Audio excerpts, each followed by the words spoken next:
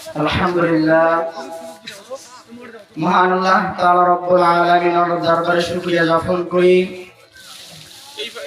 যে মহান রব্বে কারীম আমি প্রথম গুনাহগারকে আপনাদের সামনে কিছু কথা বলবার মতো এবং আপনাদেরকেও কিছু কথা শুনবার মতো যে মহান রব্বে কারীম তৌফিক দান করলেন, সে আল্লাহ সুবহানাহু ওয়া তাআলার দরবারে শুকরিয়া জ্ঞাপন করি বলি আলহামদুলিল্লাহ।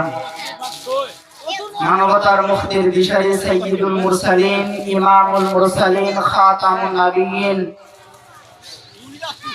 সমস্ত নবীদের সরদার সাইয়্যিদুল আম্বিয়া হযরত মুহাম্মদুর রাসূলুল্লাহ সাল্লাল্লাহু আলাইহি ওয়াসাল্লাম, ওনার শানে সকলেই দরুদ ও সালাম পাঠ করে বলি সাল্লাল্লাহু আলাইহি ওয়াসাল্লাম।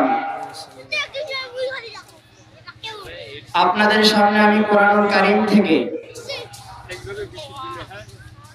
দুইটা আয়াতে কারিমা তেলাওয়াত করেছি। আল্লাহ তাআলা রব্বুল আলামিন এই দুই আয়াতে কারিমার মধ্যে সুন্দর করে মুমিন বান্দাদের কিছু বৈশিষ্ট্যর কথা, কিছু গুণের কথা আল্লাহ তাআলা রব্বুল আলামিন এই আয়াতের মধ্যে তুলে ধরেছেন।